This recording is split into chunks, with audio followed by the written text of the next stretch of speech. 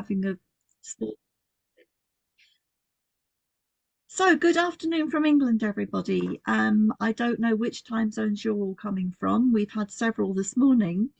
Good afternoon to everybody who's looking in on Facebook as well. So far, we've had some very, very interesting sessions, and it is very clear that the sphere of influence is actually centered on the child. Our first speaker this afternoon is Sonal Ahuja, who is actually founder of the AMOGH Learning Centre in New Delhi. And she is going to be speaking to us about game-based learning in early childhood. Thank you, Sonal. Your 10 minutes is starting. All right. Thank you, Sue. Thank you so much for giving this opportunity. So, when I was going through this topic of game-based learning, it suddenly reminded me of my family's old tradition of playing the game Ludo. I'm sure many of you must be aware of it. It shows how games, like Ludo aren't just fun. They actually bring families together and connect us like a core culture.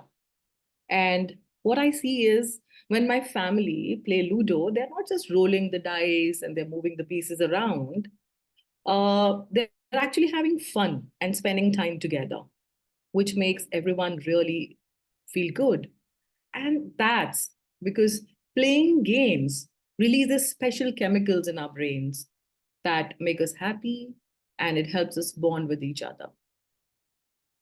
Plus, I feel that when families play games, it gives them a chance to forget about, any of the arguments or maybe the disagreements that they might have had in the past days. This really opens the doors for bonding back together, being together. Instead of fighting, they focus on having fun and trying to win the game at that point in time. And it's like time out from the arguing, but in a very, in a funny way. And I think this is worth enough a particular point to leverage now that why not then this in early childhood education? And this is what I want to talk about, something like playing and learning through games with our little ones. And you might wonder, what's the big difference between playing and game-based learning? So let me just explain it in a very, very simple way. Think of playing like when your children grab their favorite toys and they start imagining that they're on a grand adventure. And they're having fun, exploring and learning without even realizing it. That's playing. It's spontaneous. It's joyful. It helps kids understand the world around them. Now, on the other side, imagine a game-based learning as a fun twist. We bring that fun on playing. It's like when you turn learning into a game. For example, say a picture of a game where kids have to match shapes or colors. While they're having a blast playing, they're also learning important skills like problem solving and coordination. And that's game-based learning. It's like, metaphorically sneaking those veggies into their favorite meal. They're having fun and they're learning at the same time. Now, the point is, why is game-based learning so cool these days? Let me tell you, imagine your child struggling with counting. And I'm giving, very, very basic example that each one of us, as educators and school leaders we face. You introduce a simple game where they have to count blocks or candies or spindles or maybe spoons, like whatever is available in the environment. And suddenly, counting becomes so much fun. They're excited to play, and without even realizing it, they're getting better at counting.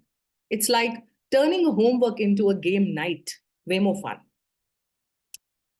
And I feel that games aren't just numbers and letters. They can teach teamwork. They can teach patience and creativity too. Think about when your child plays a game with friends. They learn to take turns, share, and work together towards a common goal. It's like teaching them life skills through play. So in a way, games are really important because game-based learning is a fantastic way for young children to learn and develop. And it all comes down to, the incredible architecture of a child's brain. For a moment, just, get into a good alter state, each one of you. Take a deep breath and see in your head a little brain as a construction site with a lot of workers building connections and pathways every single day. And these connections, are very crucial because they help children learn new things and solve problems. Now, here's where game-based learning comes in, like a superhero. When children play games, especially ones that are designed to be educational, their brains light up with activity. It's like giving those construction workers the best tools available and materials to build strong, sturdy bridges between the different parts of the brain. But why does that matter so much? Why is it so important? Because these connections are the primary foundation of everything a child learns and does, whether it's, say, learning to read or understanding numbers or figuring out how to get along with others. It all starts with those connections in the brain. And here's the really exciting part. The more children play and learn through games, the more stronger those connections become. It's like adding extra support beams to the building, making it even more resilient and capable of handling whatever challenges come its way. So next time when you see children playing, I really want you to remember that metaphor of construction site in their brains. Think about those busy workers building connections and pathways with each game they play. And here's the best part. As educators, advocates, school owners, policy makers, you are like the supervisors on that construction site. You have that power to provide the tools and materials needed for the optimal growth of child's brain. So when you see an opportunity, do not hesitate to turn it into a game, whether it's asking questions, introducing new challenges, or simply joining in on the fun. You can just play a crucial role in shaping those young minds and strengthening their brain architecture. In the end, I would say that be the game to be in the game. That is what I would want to say. Thank you so much.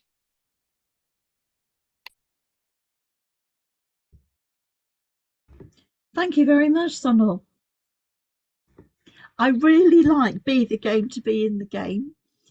I think that's a really important motto that we could hang on to for all of this. And everything that's happened this morning in this Sphere of Influence Day has been about in the game. So thank you for that. That was a really useful talk. Thank you. And that moves us beautifully actually into, and I hope she's here. Is Shamila here?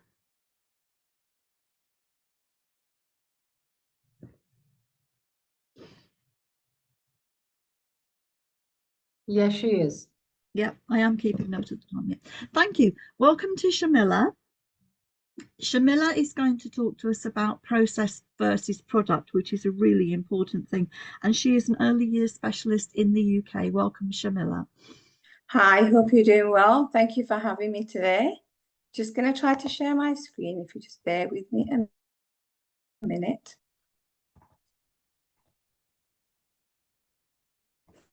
Can you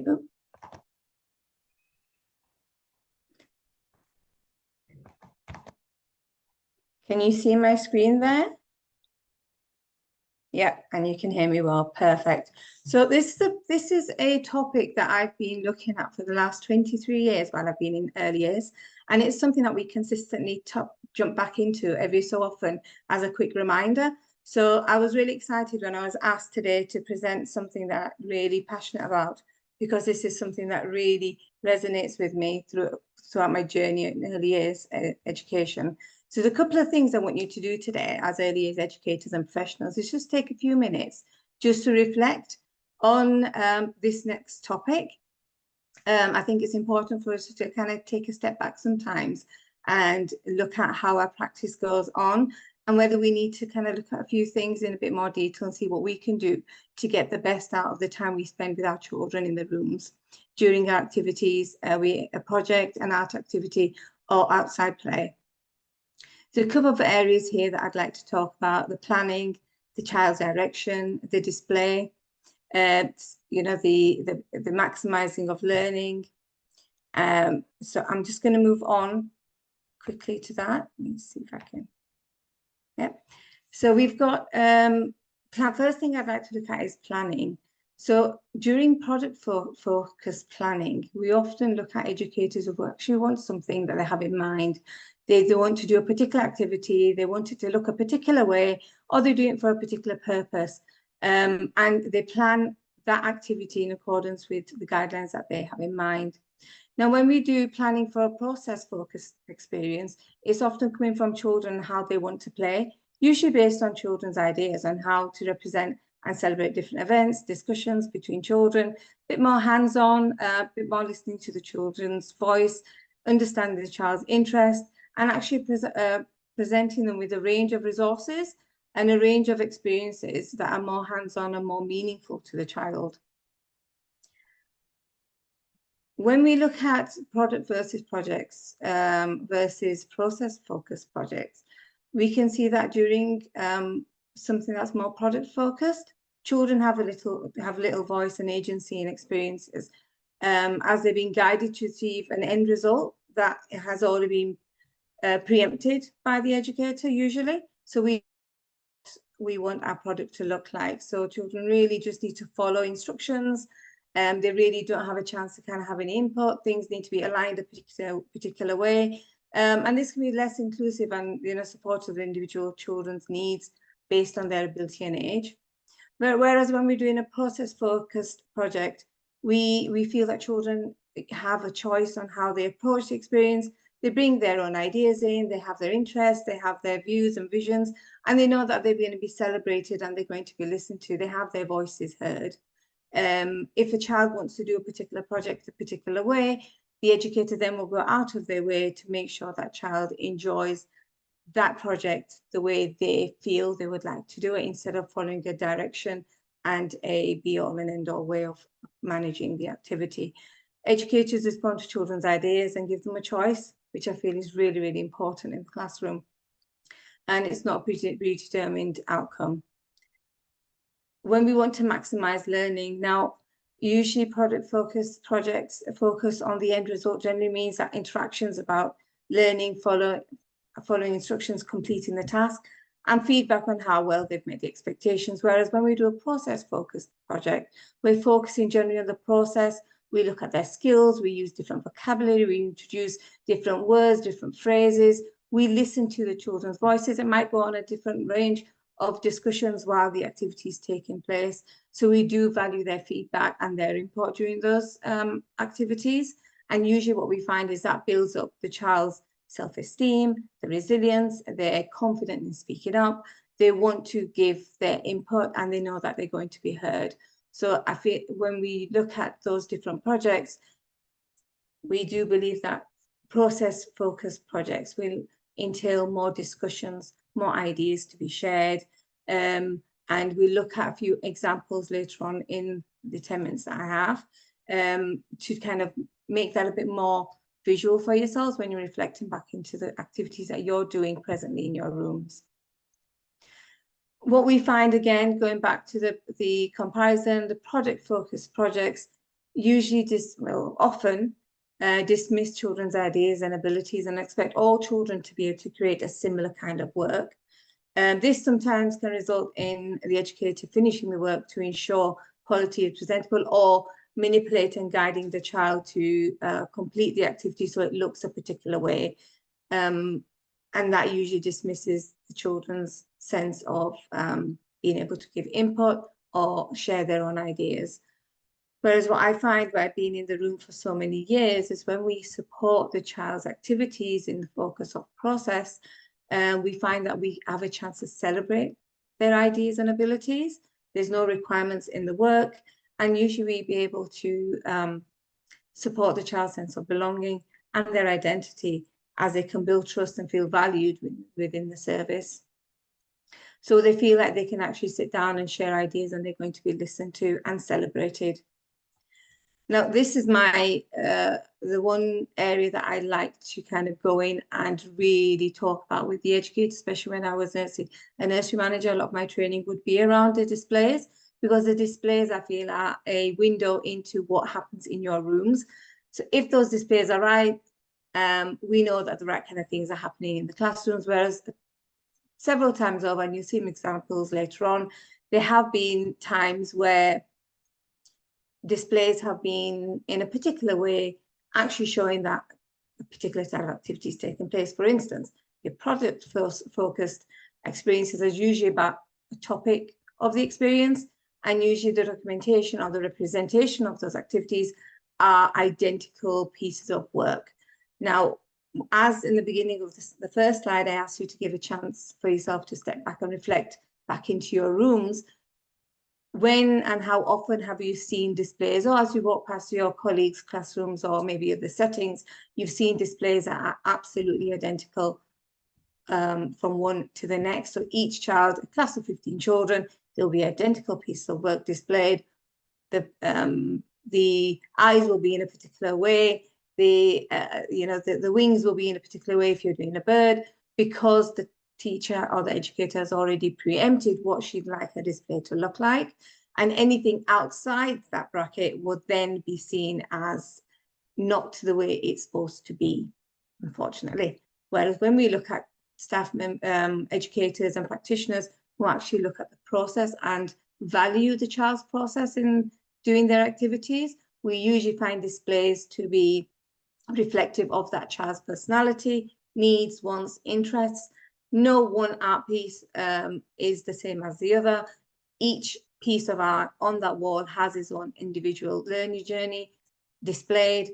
The child's able to then talk about their display. So if you do take a child across to a display board where the educator has focused on the process, you'll be able to see that the child will engage in conversation and let you know about their experiences, what color they use, why they use them, what was their idea. The product might not look like what it should look like, but the child will be able to give you a whole account of their personal experience during that journey. And I think accompanying documentation, we actually include the children's voice very often. So if the child has said a particular sentence regarding their artwork, it's always nice to display that. There might be some photographs of the children doing the activities, which brings it to life. That's lovely to be displayed as well. And then that kind of shows that the role of the educator was to give direction, give information, share ideas, but then step back and allow the children or the child to take their own journey. There's just a quick image there. I don't know how much time I've got left. You have 1 minute left, Shamila. Okay, so I'm going to quickly go on to a few of the activities that I have had experiences with. So a quick one here is a bee activity where I've seen different rooms where you had the footprint. As you can see, the child's footprint was painted on, and the teacher then put on the wings, the eyes, the face. So in fact, the child didn't really have much input in that piece of art. The next one you can see, there's a colouring in sheet where the child is given a pre-drawn colouring sheet and the child is just there to colour the sheet without any preempted information. Whereas the last image was then of a child who had gotten some information background on what a bee is like, where they live, how they make honey, and the child then went away and did their own drawing of a bee. I'd share one more example if that's okay. That's just a quick one. I want to show you what I meant when I was talking about having an identical display board with every penguin there looking the same, whereas you can see a child's gone away, learned about the penguins and done their own drawing. This is the last one I just want to quickly talk about. Is an activity that happened while I was training in one of the settings here, actually no, in the UAE, and a teacher assistant had pre-cut out circles to form a caterpillar, as you can see in the slide. Whereas when I was speaking to another staff member, as I turned, the staff member was manipulating the wet glued circles to form a perfect caterpillar. She then took a marker and marked on the face herself, as you can see in the pictures.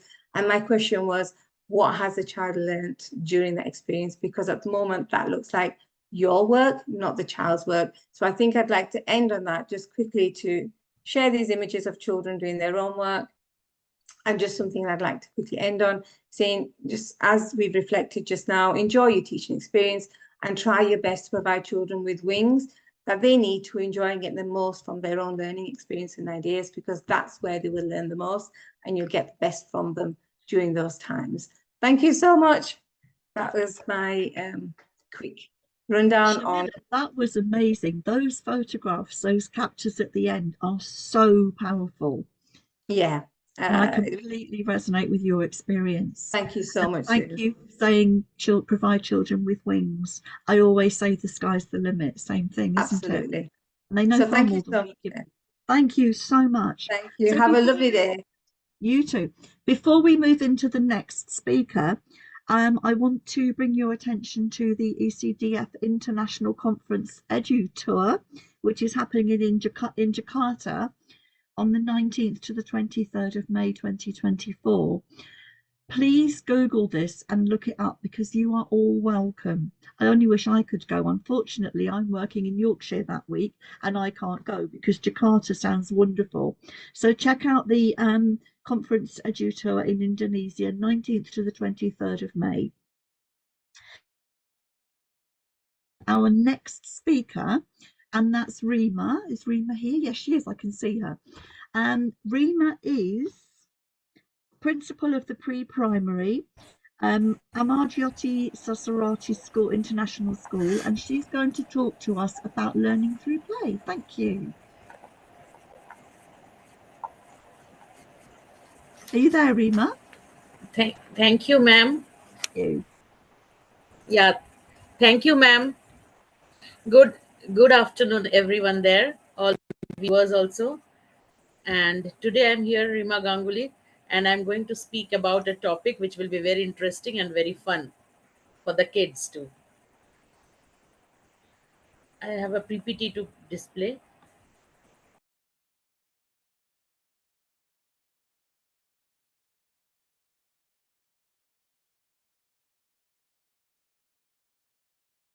Yes, please share your presentation, Rima.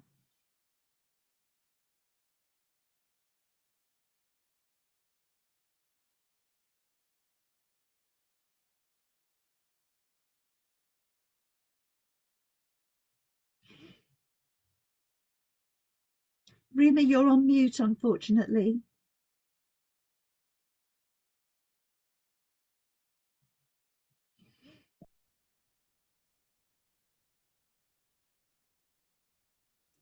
Rima, can you hear me? Could you unmute your microphone, please? I think she's having a little issue with the She is sharing. having Yeah, now trouble it's done. listening. Good. There we Great. go.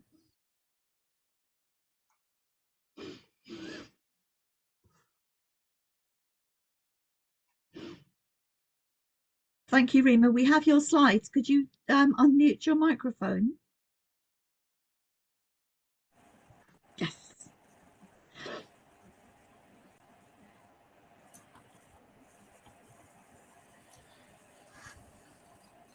Thank you, ECDF, for giving me a chance to keep my thoughts here. Let's play a video, and I'll start my session with a video, small video. Why we play. In today's busy world, the importance of play cannot be overlooked, both for parents and children. It serves an important role in early child development with 5 important benefits. Let's take a look. Physical. When kids play, they develop reflexes and motor skills, improve flexibility and balancing skills, build stronger muscles, improve bone density, and improve in lung function. And that helps prevent obesity, diabetes, and high cholesterol in their adult years. Emotional. Active play provides physical challenges, allows children to fully express themselves, and encourages them to take risks. And when they succeed at using problem-solving strategies to overcome challenges, they develop a sense of accomplishment, leading to higher self-esteem. Social. Play allows children to visit with friends at school, meet new peers, and collaborate with others to develop imaginary games. It involves a complex social network. Kids learn to interact with others, explore independence, and gain important relationship building skills. Cognitive play can actually change how the brain is wired. Free play affects a child's confidence, intelligence, and ability to articulate. Then active play gives children a chance to put into practice learning. Behavioral playtime allows children to participate in an unstructured environment, leaving them free to interact with peers. The playground allows children to blow off steam, helping to improve behavior when they return to the classroom or other structured environment. Children need a physical place to congregate, connect, engage, and explore. Playtime, our purpose is to make the world measurably better through play. We design, build, and live immersive environments that encourage the advancement of key childhood development skills. Playtime, play perfected. Yes. So my topic today is learning through play.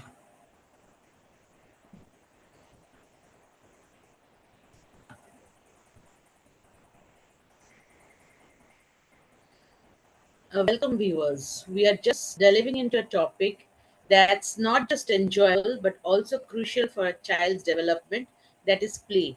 And the video we saw tells us what are the importance of the play. So today, children explore their world through the play from the moment they are born. So when they are born, and they learn more when they play. And so in the school, and also as they grow up, we always try to teach them the concepts, everything through a play method.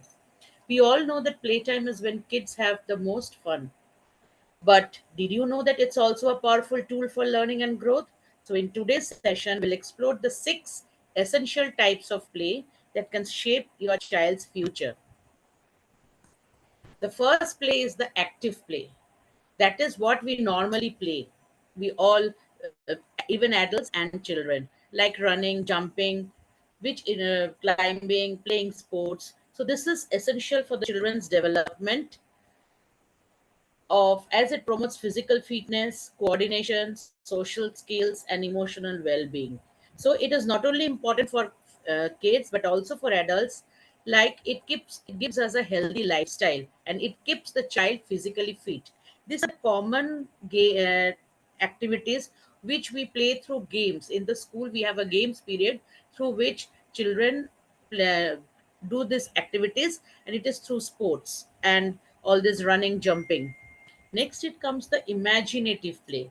Imaginative is a pretend play where the child is exposed to creativity. What his creativity is, like having a tea party, or going for dressing up as a superhero, or maybe arranging a restaurant, and how the children are taught how to be in a restaurant. This is something imaginative. When you imagine that you are sitting in a restaurant and how you behave, what you will do, or you are a superhero and what you are going to do. Even a tea party, or maybe children playing with a group, something. So this enhances the children's social solving skills and encourages empathy.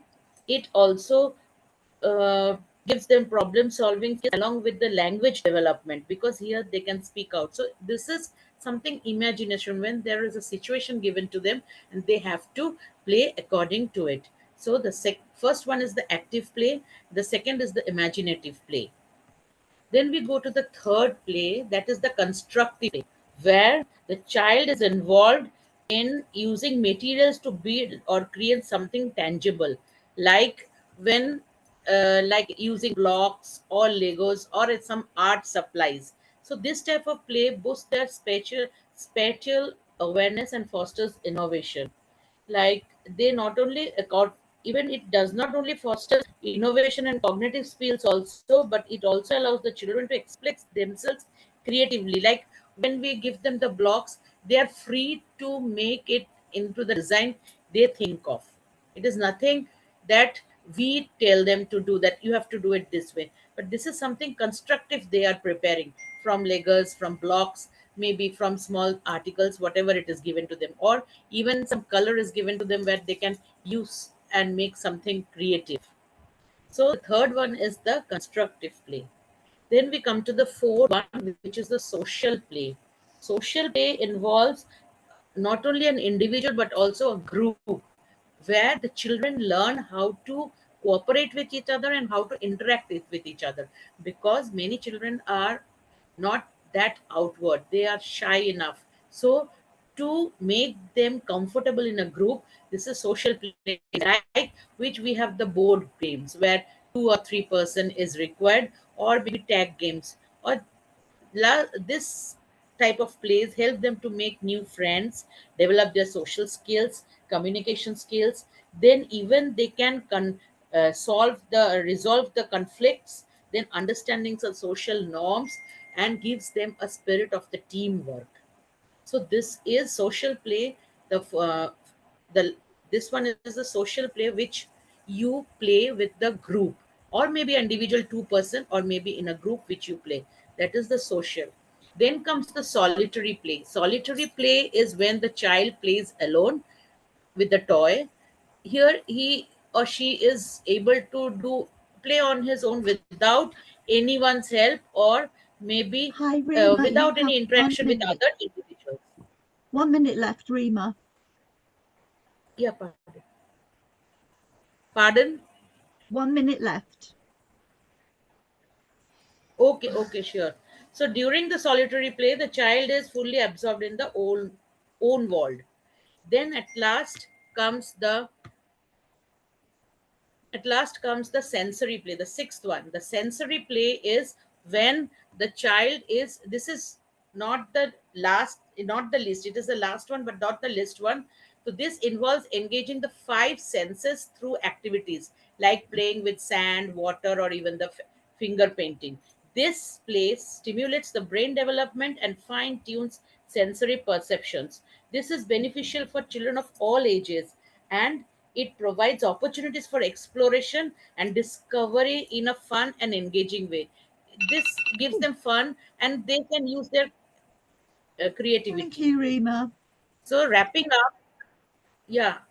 up, there are 6 essential types of play that are fundamental for the child's development. And so, play is just about fun, it's an essential building block for a brighter future. Embrace playtime with your kids, let them explore, imagine, and create. Thank you. Thank you. I'm sorry you had to wind that up quickly, but I think you did it really well and counteracted all the difficulties with Wi-Fi too. Thank you very much. And it fitted beautifully into everything we've heard so far. Now, I am delighted to welcome Darlene Koskinen from Finland, and she's going to talk to us about active beginnings, unleashing potential through movement in early years. Thank you, Darlene. Thank you. Good. I will just share my screen, except it's not showing. It will. It will? It will. Have faith. Okay, maybe it's going to take some time.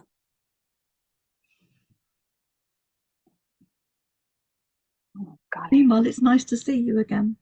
Yeah, thank you. I'm really not too sure why it's not coming through yet. I have a new computer. That might be what happened. Anyway, I can of course just talk through it if I have to. So if it doesn't show up, let me know if it does come up. But Well, yes, you've got just over 9 minutes left. So okay, I'm going to go for it. And I'm sorry you can't see my images. Aha, there we go. You were right. Hello. It did come through.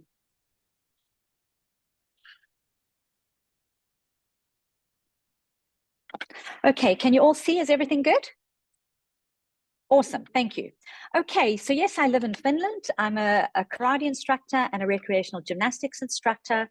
I run my own sport teaching business here in Finland, and I am the founder of Move Kids, which is a web-based movement program for early learners. So my passion is really getting little ones moving early and moving well. So I am a strong believer that in today's world, meaningful movement activities implemented daily and taught well by a competent, knowledgeable educator is crucial if we want our children to achieve physical competence, academic readiness, and emotional well-being. Okay, now my slides won't move. Can you still hear me? Okay. Yeah, my slides are stuck now. Let me just see if I can. Okay, let's try again. There we go. Okay, so I think we all know that children are not getting coordinated naturally so much anymore, and that more and more children are having learning difficulties. And me as a sports teacher, I work with at least 50 children every evening, and I am really seeing a huge difference in the physical and learning ability of children. So, for example, in the following areas, and this really concerns me. So poor focus and concentration, their core strength is underdeveloped, they have limited flexibility, they have lack of stamina, so their fitness levels are very low for children. Their muscles fatigue easily, they have low resilience, and they have difficulties with emotional regulation. So all of these things tell me that children are not moving as much as they used to in the early years. And the reality is they have an increasing sedentary lifestyle, digital distractions, busy and stressed parents, and there is an increased focus on academic development, and sadly, movement is kind of left out in many kindergartens. So it is in the early years that children's brains are primed for learning. And it is in these years that, as you all know, that every experience matters. And movement and the brain is so, so closely linked. And if children are not experiencing a wide variety of whole body movement under the age of 7, this often leads to problems when they are in the classroom and doing more advanced academic learning. So in my program, Move Kids, I focus on all of these areas because I know that in doing so, the children gain holistic coordination and balance. So full physical development. So focusing on static balance, dynamic balance, axial stability, locomotive skills, manipulative skills, and spatial awareness. So I read a lot of Sally Goddard-Blythe's books, and the one, The Well-Balanced Child, I'm sure many of you know of her. She wrote, children who continue to reverse letters, numbers, and words after the age of 8 are also often found to have immature balance. So vestibular balance is so crucial in the early years, but if children are not exposed to a wide variety of balance activities, then this cannot develop as it should. So here you have children sitting, concentrating, sitting up straight in the classroom. They can only do this if they are exposed to a wide variety of movement activities in the early years. So they require bilateral coordination, laterality, differentiation, visual perception, focus and concentration, core strength. All of this is developed through movement. And I'm not meaning just running around in the playground. I'm meaning teacher-led movement, working with balls, beanbags, hoops, ropes, and so on. And through movement, there are concepts that are also developing. So levels in space, physical prepositions, differences in speed, timing and rhythm, sequential learning, directional movement, body part identification, and force and velocity. So through movement, children basically develop in every possible area. The mighty value of a single activity. So I think sadly many educators, teachers do not understand the value of movement and how much the children benefit from a single activity. So for example, in this video, a child is kicking a beanbag up in the air, and as they're a bit older, they also try to catch it. But in order to do this activity correctly, they need core strength, they need balance, they need directional movement, hand-eye coordination, peripheral vision, and an understanding of velocity. So all of these areas are being supported by just doing this one single activity. So a strong movement foundation supports the development of 3 crucial areas, and these are not any surprise to you. So academic readiness. So I think you all know research is proving again and again the connection between the brain and the body. Physical competence. If children are not competent with doing coarse movement skills by the time they are 7, so I'm talking about jumping, hopping, skipping with a rope, jumping from a height, throwing, catching, kicking, they should be able to do all of these skills well by the time they leave kindergarten. But are they being exposed to movement activities in a play-based way that will develop these end goals, these end skills? And if they are physically confident, they are better prepared and eager to participate. Their social skills improve because they have that physical confidence. And of course, they have well-being. And thirdly, emotional well-being. So kids do love to move once they get going. But sadly, children are also getting lazier, and it's getting harder and harder to inspire them to move. And this is really worrying. I think we all know with screens, it's difficult to take them away. And if they had a choice between a screen and moving, unfortunately, it's often the screen that wins. So emotional well-being is so supported by movement. And if there is a teacher who is really facilitating the teaching of movement well, she ensures that the children are learning turn-taking, perseverance, empathy, patience, facing fears, building resilience, and of course, they learn teamwork by doing partner and group activities. But how do we support educators with teaching movement well, which I think is really crucial if we are to stop the amount of children with learning difficulties? Okay, so movement implemented in a playful way by an enthusiastic, knowledgeable educator can have a life-changing impact. And all educators have a mammoth task and do play a very crucial part in a child's future. So how can we support them?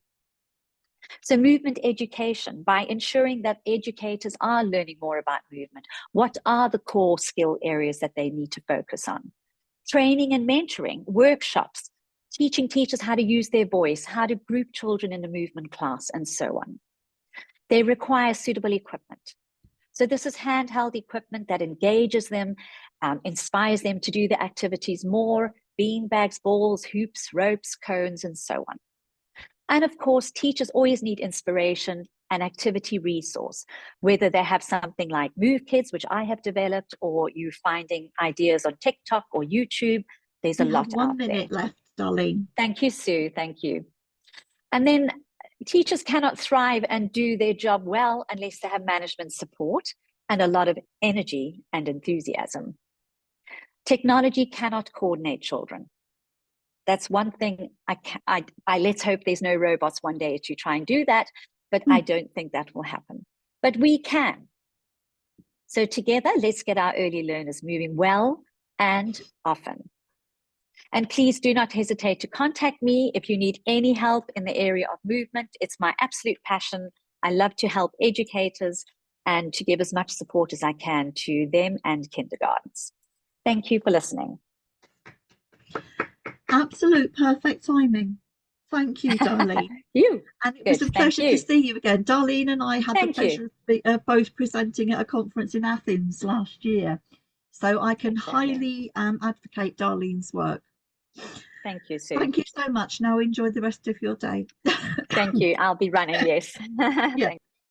Thank you so much. So it is my pleasure now to introduce Rania Lampu. And I've just said Darlene and I met in Greece last year in Athens. And here we have someone from Greece. Rania is a STEM instructor, researcher and global educator in Greece. And she's going to talk to us about brain-based learning in early childhood. Thank you, Rania. Thank you so much. Good greetings from Greece to everyone. It's a great pleasure and honor to be here today as a STEM instructor, but also researcher on cognitive neurosciences. So today I want to focus on how we can leverage brain-based strategies in early childhood. So allow me, if it's possible, to share my presentation.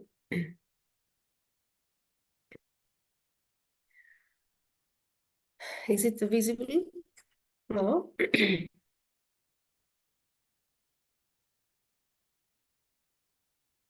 Okay, thank you.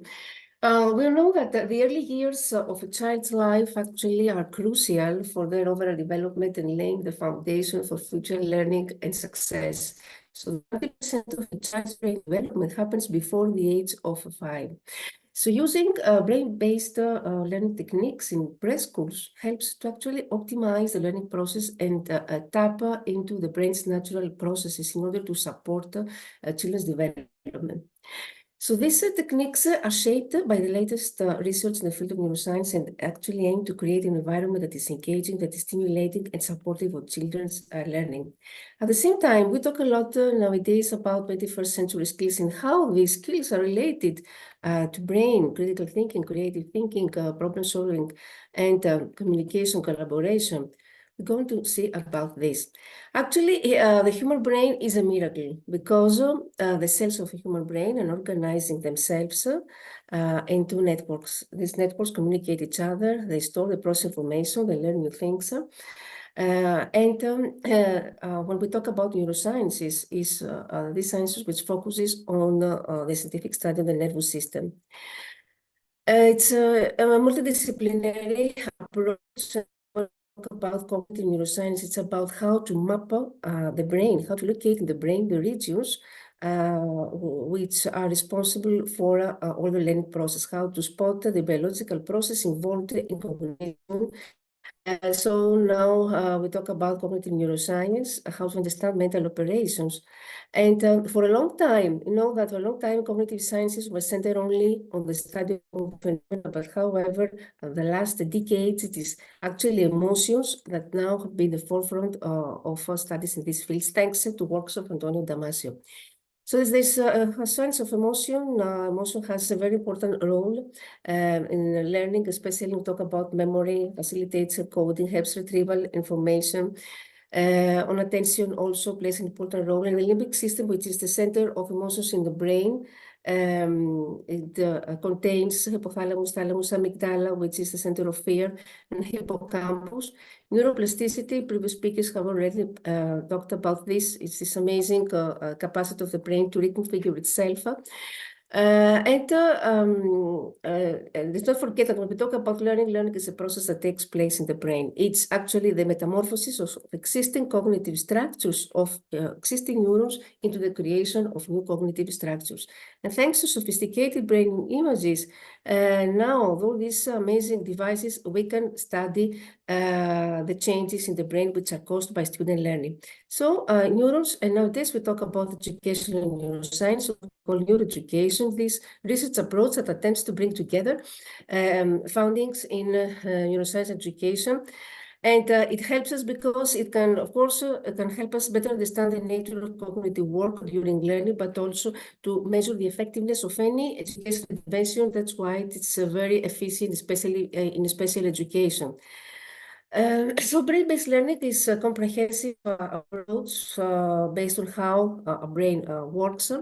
And why it is important in, and we'll talk about the early childhood, because first of all, it improves retention and academic performance, because learning in multiple ways and what we call turn and tell method, where children, for instance, discuss concepts they are learning with their peers, and then they share with the class, helps them remember information. And of course, increases brain capacity. We talked about the neuroplasticity.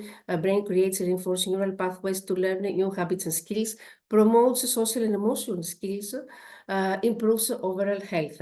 So these important brain-based strategies, by incorporating strategies, we help children develop these essential skills. I mentioned before about critical thinking, language, creativity, can help increase them, their focus, their retention, their motivation.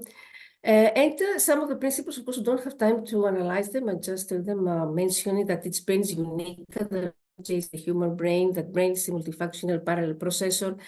The brain is programmed to learn, that it searches or scrolls for novelty. That's why when we do the introduction of our lesson plan, should be always in original and novel way. Brain searches for order and chaos, so we need to use mind maps, diagrams, anything that classifies information, because the brain needs a classification of the information. We learn what we practice. Practice repetition is very important for learning. Attention also, it's a big challenge nowadays. You know, they always say, all the recent studies say that our attention span has dropped by 12% in comparison to what was happening in the past. We had the attention span of of a goldfish. So the major challenge is how to maintain the attention of the children and the students nowadays in the classroom. And of course, the brain seeks pleasure. This has to do with hormones and endorphins and dopamine. Repetition, our brain is social because our brain needs others to evolve, to interact. We need interactions to evolve. The brain needs structural breaks in order to absorb information, the patternization, the meaningful, relevant activities, and of course, active learning. This is the learning pyramid because we learn what 90% of what we learn by doing something. So these implications, of course, are very important. They need to provide enriched environments, inspire risk motivation, seek always opportunities to promote higher order thinking. And in early childhood, it is important, of course, to create positive, safe environment because our brain needs security. It is also essential to break down content into small chunks. Delivering information to children in small, digestible chunks reduces the memory load and maximizes the comprehension and retention rate. Incorporate, of course, physical activity because exercise increases blood vessels in the brain, strengthens neural connections, enhancing cognitive development. As established system, talk routine, I said before, this is a strategy where children talk and turn to a pattern and class about the learning content. Teachers give them a short prompt and each child will speak to and listen to their partner. And they use appropriate time because the human brain works in cycles that allow intervals of prime learning time. And most preschoolers have, as I said before, a short attention span. So we need to avoid lengthy instruction time as children will likely forget what they're learning. Some of the important brain-based learning activities, how to create art, because art always invigorates our brain, keeps our mind sharper. Storytelling is a creative and engaging way for the brain to process complex information. It's something that sharpens also memory. Listening to stories, it's something that enhances memory. Using technology that could be online games, apps, video clips, because this is also remember that this should be complementary. It shouldn't replace, of course, interaction and should be used not very often. And relaxation and music, of course, music is a significant factor in memory, learning, and creativity, and everything that has to do with acting, learning activities I mentioned before about the pyramids. So play-based learning, as previous speakers have presented, is essential. Play-based learning, creating a positive learning environment, incorporate music, movement, promote storytelling, literacy, provide hands-on experiences. If we talk about play-based learning activities, that would be a dramatic play, sensory play, art and craft, and outdoor play. How to create a positive learning environment, provide actually many access, provide access to safe materials, encourage interaction, prioritize visualization, foster love of learning, and about movement, Rania, dance you parties, have movement games, 1 video minute games. left. Yes, reading books, telling stories. Yes, and hands-on experiences. That's why STEM nowadays, science, technology, and mathematics, is very popular nowadays, and STEM arts because promote hands-on and prepares young children for the future. Before concluding, I want to say that during the COVID pandemic, I wrote an article which had a great impact all over the world. It had 1 million readers, and it had actually, I suggested when exactly the COVID pandemic started, how to adopt a neuroscientific approach inside the classroom. And in this article, I suggested exactly these strategies, that we need to create positive emotions, that we need to make learning pleasant, develop social skills, even if we talk about social distancing, help children express themselves, develop self-awareness, create safe environment, and adopt appropriate methodology, which is always what fits best to our students, to the rhythm, to the rates. So thank you very much for your attention. Of course, a huge chapter, but it's very brave. Thank you. Thank you. That was absolutely brilliant. And that chimes in with so much of my thinking as well. Would it be possible to share your slides? Because I would love to see those. Yes, Thank you very definitely. much. Wow, this is such an exciting morning. So moving on through then, we are now going to have a talk from the Cape Verde Islands. How exciting.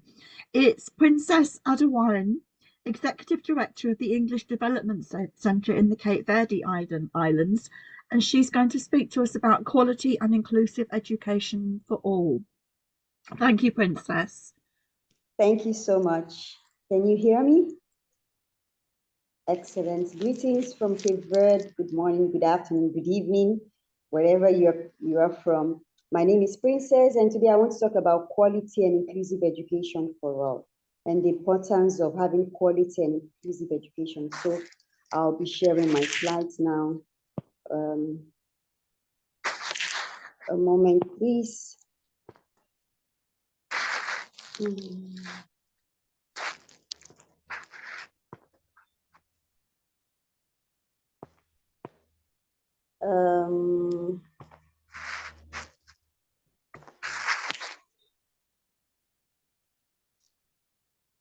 Can you see my slides now?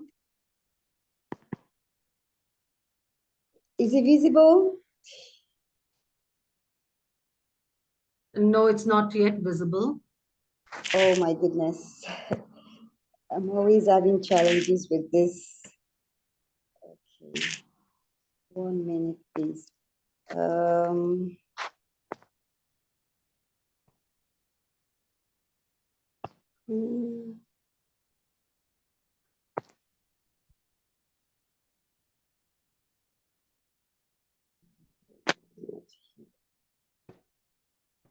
1 minute, please. If it's not working, I think I'll just go straight without using it.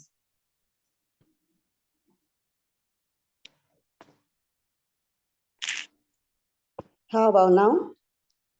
Sorry, no, not yet. Okay. Don't worry, I'll go without the slides. Okay, you have just over 8 minutes left. Thank you, Princess. Okay. So I just want to talk about quality and inclusive education for all. And what actually brought this to my mind was about the kids with special needs and kids from poor regions of the world. When we talk about quality and inclusive education, we know in our world today, especially in Africa, the education is quite expensive, especially when it's quality. But I believe that education is the right of every child. Every child should, every child should have access to quality and inclusive education. And so bearing this in mind, we thought about the kids with special needs. Sometimes it's difficult for them to follow the pedagogical system that we have in the world today. Sometimes it's difficult because they cannot just blend with the system that we have. So with this, I thought about this. The reason that brought about this idea was actually because my daughter was autistic for a while. She was autistic for like 3 years, and she was blocked and she couldn't study. She couldn't understand what she was being taught in school. So I personally, what did I do? I took all the materials she got from school and I started teaching her personally using art as medium of instruction. That is one of the things I've gotten from this meeting so far from the speakers before me, using art. So I use music, I use photographs, I use pictures, I use diagrams to teach her. And now she's one of the best students in our school. So bearing this in mind, we thought about inculcating this to English Development Center too, because the school here in Cape Verde is a social entrepreneurship school. We deal with people with special needs. So we started using this.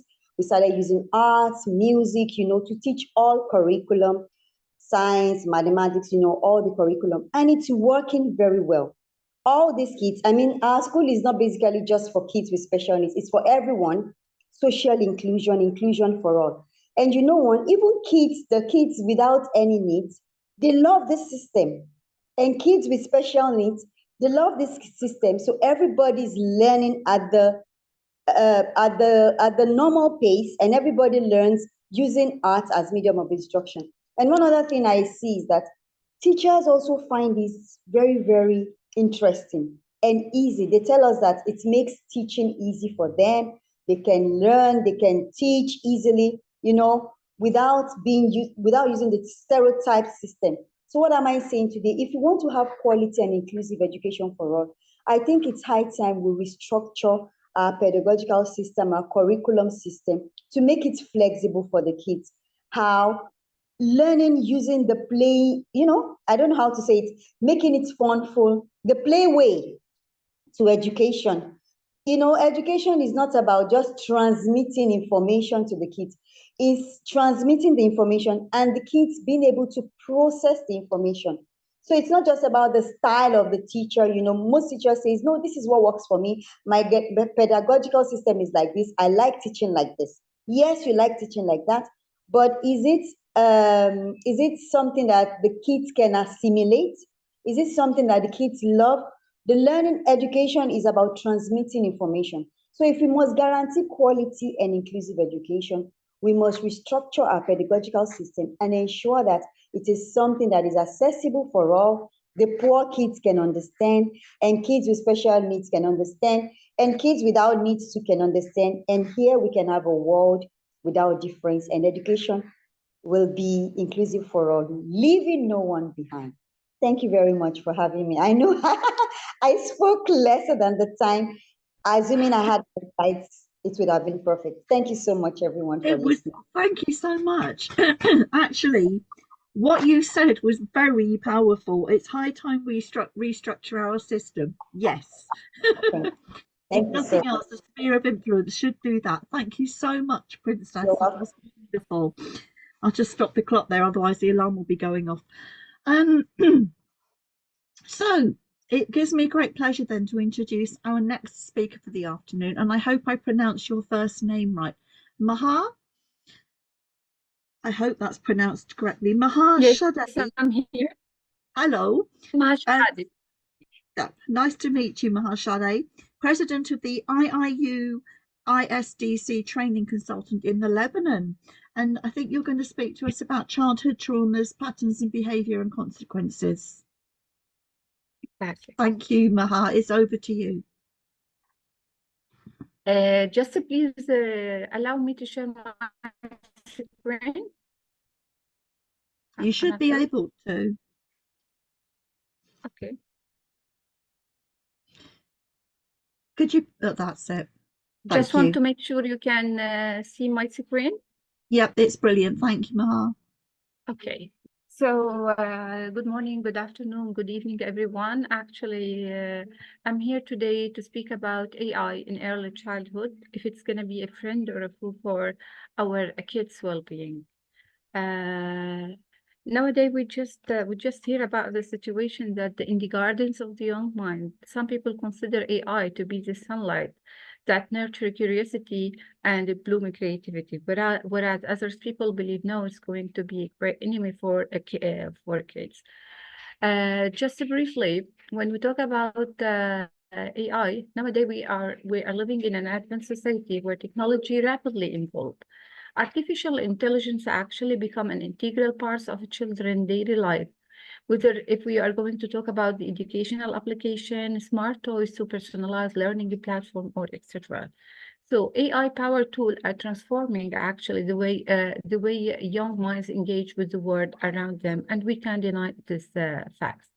If we would like to highlight the potential benefits of AI in early childhood, no one can actually deny that it's very important that AI is a very important tool that enhance personalized learning and help teachers to tailor to each child a unique needs and ability. It makes the situation or the mission more easier for the teacher. Not only that, AI facilitate actually interactive and engaging educational activities. With AI, we can prepare millions of interactive activities that capture our children's attention.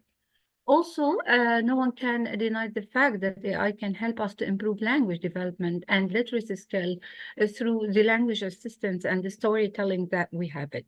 Having all these benefits, but we need to take into considerations, even though it's a magical tool, even though it can provide us with amazing activities, it can help us to engage our kids more.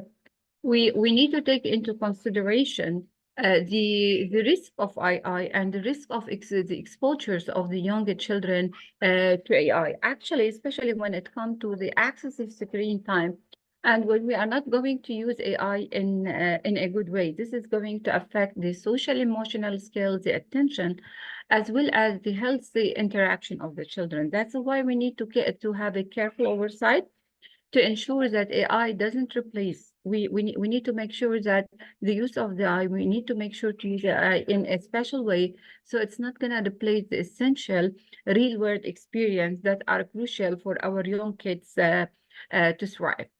When we speak about social emotional learning and interpersonal skills, that's very important, and that's crucial for our kids in that age, because when we are going to use machines, when we are going to use technology a lot, this is going to affect the social emotional development.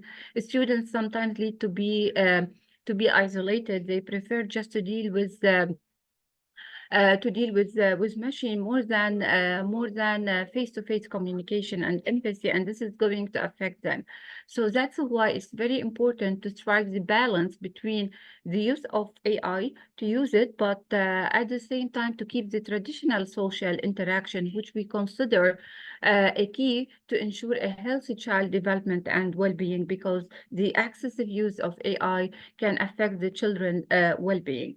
When it comes to the balancing time and real world interaction, so we need to, as a teacher as well as the parents, we need to establish limit. We need to prioritize the playing, and we need to establish limit. We need to set a clear guideline for the use of the screen to ensure a healthy balance between the digital and face-to-face interaction. We need to make play, or we need to encourage actually hand-on activities. And it's okay for the children to use it, AI for stories, for movies, etc. But that doesn't mean it should replace the hand-on or the imaginative play that promoting social skills and physical developments of the kids themselves. And one of the most important things is to lead by example. Usually children learn by modeling. So we need to lead by example. We need to demonstrate a healthy relationship with technology and mindfulness in a daily life. I'm gonna skip that just in order to stick to the time.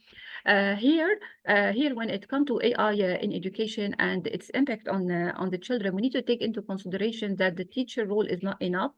Like usually, whenever it comes to kids, we need a parental guidance and oversight of AI driving experience. So we need to create a healthy relationship, a good community between the school as well as the parents. We need to equip parents with full information about the use of AI. Parents as well as teachers should have a complete idea about AI and how to use AI in a professional way, so they can keep a balance, and they can help each other in order to just take the positive powers of AI and avoid the negative one.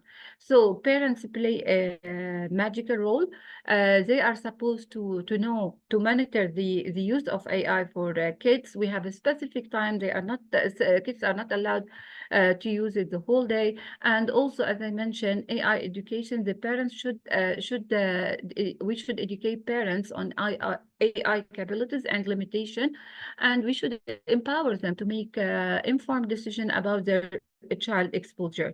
The more they knowledge, usually is the best solution or is the best treatment. If parents are going to be well educated or well known, they have a good idea about AI, so they are going to be able to set boundaries and set a clear guideline that help their kids. And that means where the kids are going to develop a healthy digital habits that maintain a balance with a real world and activities. What we need to do also, we need to prepare the teachers themselves. We need to are supposed that they are going to use AI in the classroom. So that's why we need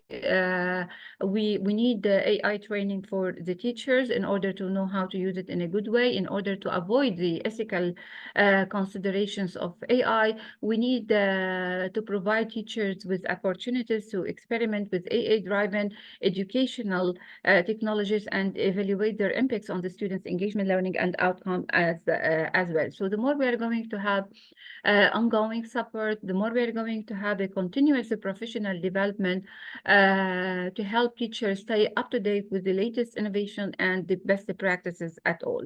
As a conclusion, I would like just to I think I still have time, yes. As a conclusion here, we need to pay attention. We can't nowadays we just navigating to the idea the future of AI, and all of us know that AI is the future of education. So that's why we need to be smart, we need to be updated, and we need to know how to use AI in order to benefit our students. We need to embrace the potential. We need to empower informed decision to equip the parents and educators with the knowledge. And also, as I mentioned earlier, we need to foster a balanced approach in order to promote a blend. And the main idea, the main target, the main of our target is to blend AI-driven experience with the real world interaction in order to ensure that our younger children develop essential social, emotional, and interpersonal skills. So we guarantee that kids are going to use the AI, they are going to get benefit from the games, the stories, etc. But at the same time, they are going to have a face-to-face interaction. They are going to have a face-to-face connection with their teacher and their friend, and this is going to shape their whole personality. And the last one, we need to advocate for research, for policies and guidelines that prioritize the long-term well-being of a young learner, as AI is going to continue to evolve and become more prevalent. So we need to make the well-being as a priority. We need to put a certain guidelines. We need to put certain policies in order to ensure the use of AI, but at the same time to guarantee the well-being of our young learner. At the same time to guarantee that our learner are going to grow up healthy, happy, and confident about themselves. They use technology, but at the same time, they consider real life connection as essential one. At the last, I would like to thank you for your attention. As we embrace a potential, I would like to say, so let us ensure we are going to, we should ensure to nurture the well-being of our youngest learner. Use it for the positive, not the negative way. Thank you for giving me the chance, and thank you for listening. I think time is fine. You brought that in just exactly on 10 minutes. Thank you very much. I did my best. I really like embrace, empower, balance, and invest. Such important words. Thank you very much, Maha, and for all that. That was very important. Important reminder. Thank you. I'd like to invite now our next speaker, Veronica Saban, coming in from New Zealand. Hi, Veronica. Veronica is motivational global speaker, entrepreneur, business and NLP coach. And Veronica's going to speak to us about childhood traumas, patterns, behaviour and consequences. Thank you. You're on mute, Veronica.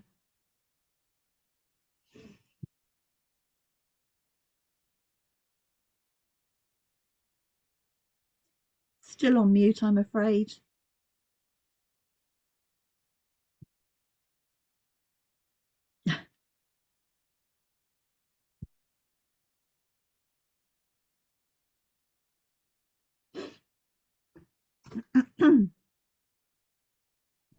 No, we can't hear you yet. Sorry, you're still on mute.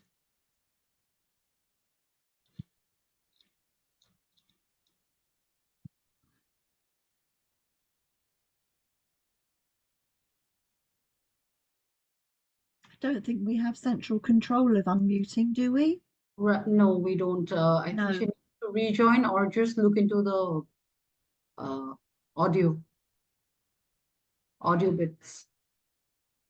No, you're muted. So I am not able to unmute her. No, I didn't think we had central control. That's a shame. There we go. I am audible now? Yes, you are. That's brilliant. Thank you, Veronica. You have just about 9.5 minutes left. Yes.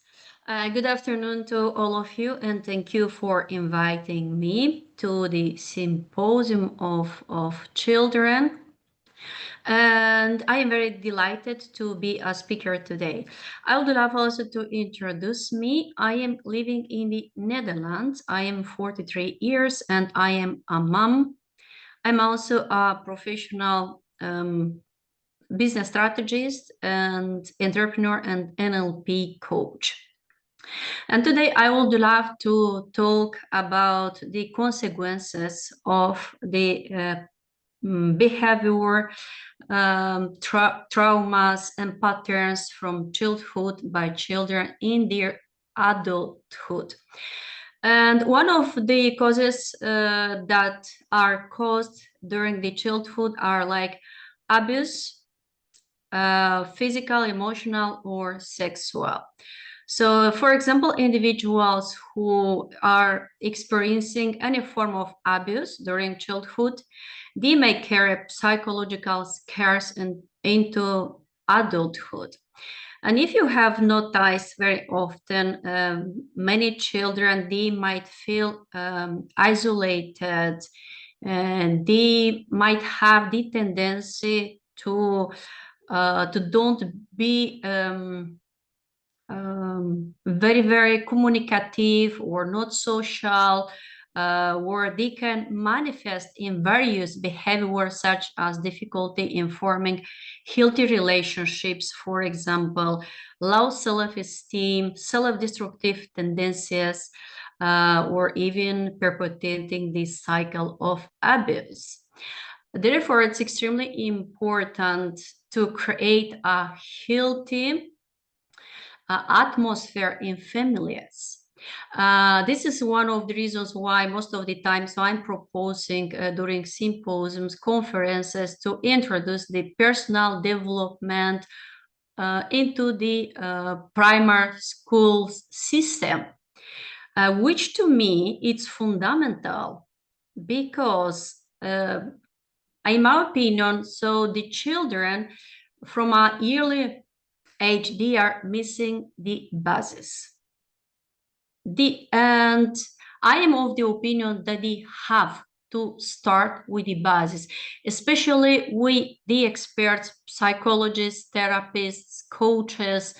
Like, we have to consider that we have to include into the education the personal development, so that the children can get more awareness, so that they can discover themselves, so that they can be aware of their strengths, weaknesses, talents as well. Because if we are not including the personal development into the education, especially into the scholar system education, then we will not be able to educate healthy individuals, healthy citizens. I want to give an example. Here in the Netherlands, for example, we do have a lot of freedom, which in my opinion is exaggerated, because they are allowing properly everything. Like the past time, they have decided, the government has decided to legalize the pedophilia. So the question is, where are we going? And they want to include this into the scholar systems. Like, it should be considered what to include in the scholar systems and what to don't include. What type of individuals do we want to educate? Where are we going? What direction do we give to the society? Like, in my opinion, even the government, the ministries, they are allowing too much freedom, too much, and too much is destructive. I am looking also at my daughter, because she's turning up 24 years. But when I am discussing with her, like, there is too much, even freedom, even from a psychological point of view, because she knows that this is this governmental system. This is included into the universities, into the schools, and because that's allowed, she's permitting herself to even to speak it out. Okay, I am agree with the fact that there should be rights, that the children should be protected, but let's don't include destructive systems, educational systems, which are distracting literally. So the children, and these are actually the consequences. Like the consequences are destructive. And I want also to mention with the innovation of the technology, many children are using the mobile phones. And this is leading to neglection, so neglecting each another, which means that this is also, or at least it's creating a pattern of indifference in the behavior of the children, and there should be founded a solution, because that's causing emotional struggle, so of feelings of abandonment, and it might have also difficulty trusting others in their adulthood. These are also one of the destructive consequences. They may also have challenges in regulating emotions or forming attachments. While all the experts are thinking that the digitalization, using the mobile phones, it might be a very useful tool. And yes and no. The children are getting more lazy, not willing to take action, not willing to learn independently, because they know that all the information is available in a digital form. On the laptops, but as well so on the mobile version. And one of the next causes or problems that is causing also the behavioral patterns into the behavior of the children are the parental divorce or separation. I really love this topic, and I want to mention that in the Netherlands, in the past 10 years, the divorces have been raising on a 60% of You have 1 all the minute population. left, Veronica. Yeah. 1 minute. Yes, sure.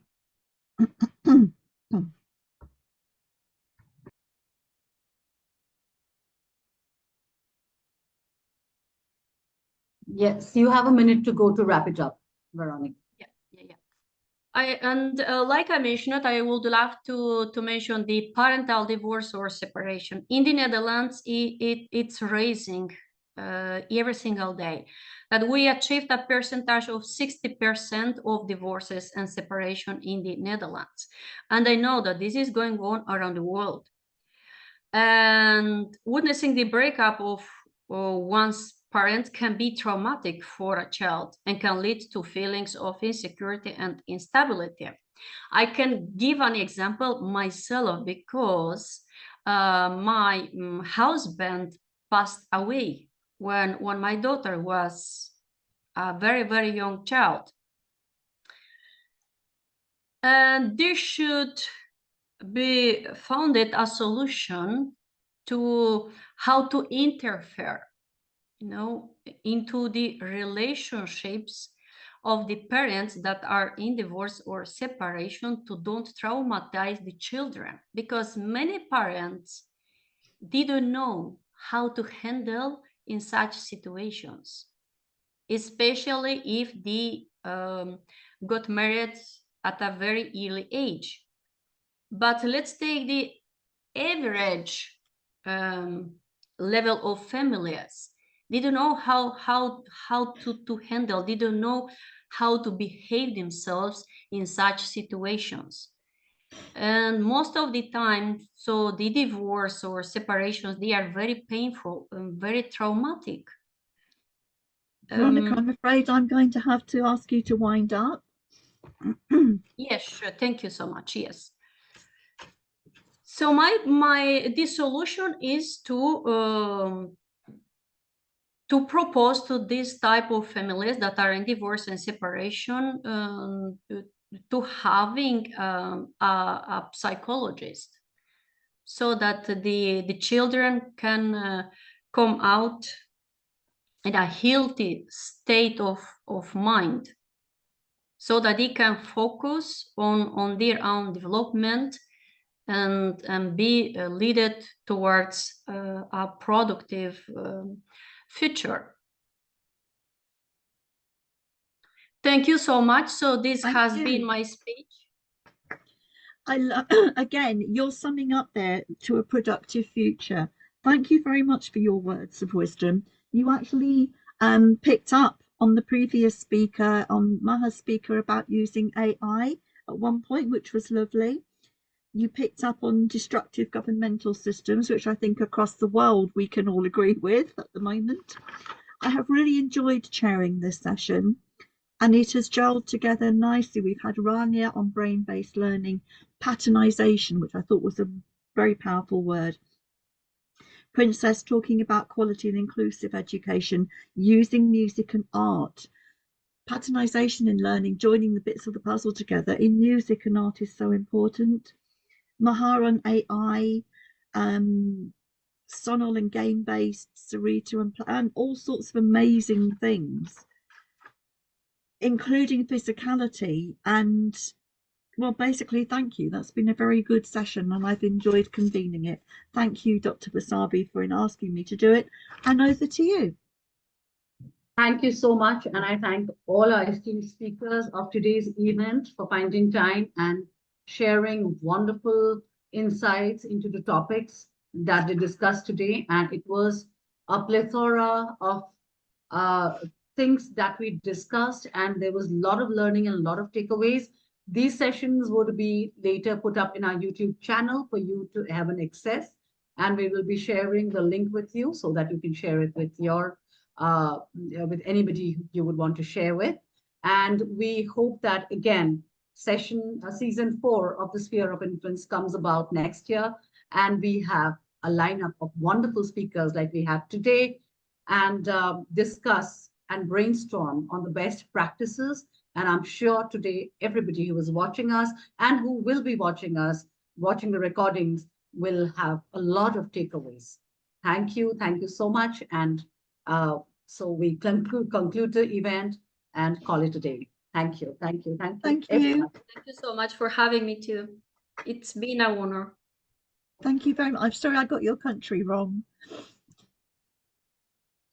Thank you.